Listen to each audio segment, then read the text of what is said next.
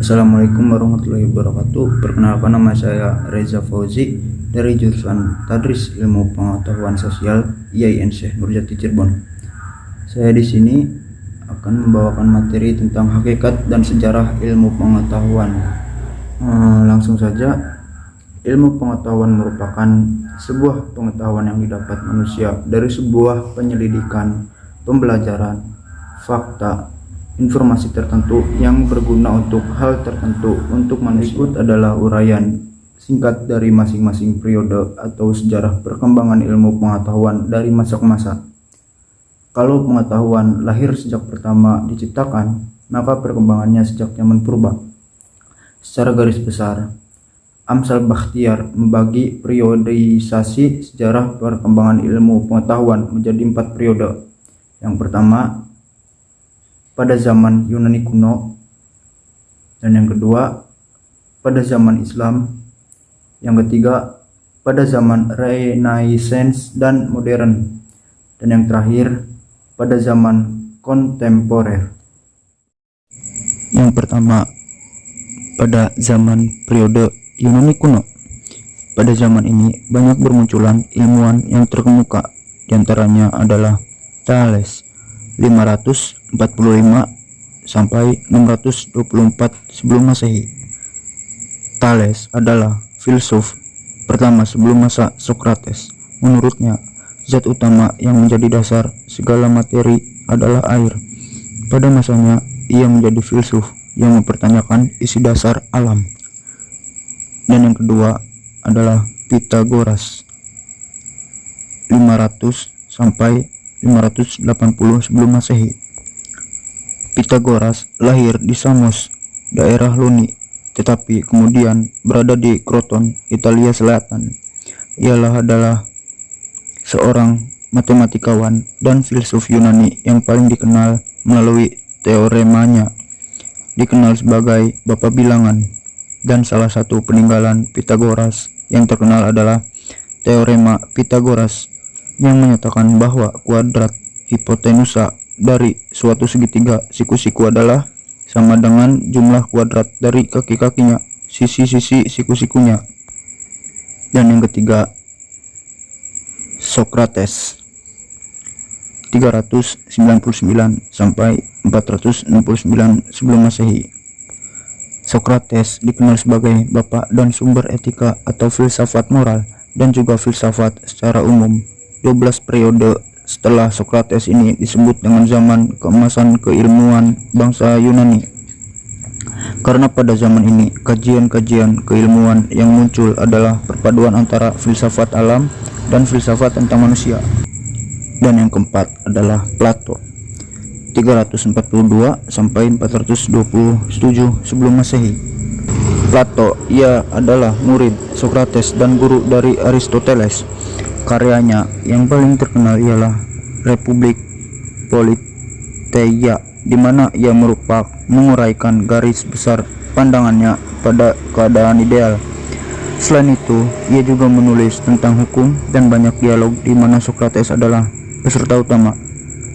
Plato yang hidup di awal abad ke-4 sebelum Masehi adalah seorang filsuf earliest paling tua yang tulisan-tulisannya masih menghiasi dunia akademis hingga saat ini. Suatu kosmogoni yang meliputi teori musik yang ditinjau dari sudut perimbangan dan teori-teori fisika dan fisiologi yang diterima pada saat itu. Dan yang terakhir, Aristoteles 322 sampai 384 sebelum Masehi. Aristoteles adalah seorang filsuf Yunani, murid dari Plato dan guru dari Alexander yang Agung. Ia memberikan kontribusi di bidang metafisika, fisika, etika, politik, ilmu kedokteran, dan ilmu alam.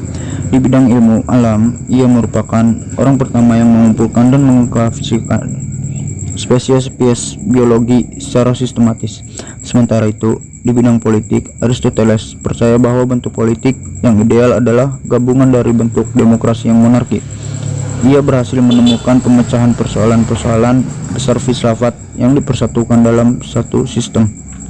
Yang pertama, logika, yang kedua, matematika, yang ketiga, fisika, dan yang terakhir, metafisika. Logika Aristoteles berdasarkan pada analisis bahasa yang disebut silogisme. Dan yang kedua, pada zaman periode Islam. Keilmuan Islam berkembang pada zaman Islam klasik 650 sampai 1250 Masehi. Sekitar abad ke-6 sampai 7 Masehi, obor kemajuan ilmu pengetahuan berada di pangkuan peradaban Islam. Dalam lapangan kedokteran muncul nama-nama terkenal seperti karya Al-Razi 850 sampai 623 merupakan sebuah ensiklopedia mengenai seluruh perkembangan ilmu kedokteran sampai pada masanya. Yang ketiga, periode kontemporer. Yang ketiga, pada masa Renaissance dan modern. Renaissance adalah periode perkembangan peradaban yang terletak di ujung atau sesudah abad ke-8 sampai muncul abad modern. Renaissance merupakan era sejarah yang penuh dengan kemajuan dan perubahan yang mengandung arti bagi perkembangan ilmu. Dan yang terakhir, pada periode kontemporer. Zaman ini bermula dari abad 20 Masehi dan masih berlangsung hingga saat ini. Zaman ini ditandai dengan adanya teknologi canggih dan spesialisasi ilmu-ilmu yang semakin tajam dan mendalam. Pada zaman ini, bidang fisika menempati kedudukan paling tinggi dan banyak dibicarakan oleh para filsuf.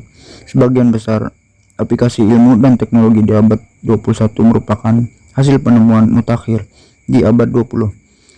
Pada zaman ini, ilmuwan yang menonjol dan banyak dibicarakan adalah fisikawan. Bidang fisika menjadi titik pusat perkembangan ilmu pada masa ini. Fisikawan yang paling terkenal adalah Albert Einstein pada abad ke-20. Dia dianugerahi penghargaan Nobel dalam fisika pada tahun 1921 untuk penjelasannya tentang efek fotonik dan pengabdiannya bagi fisika teoritis.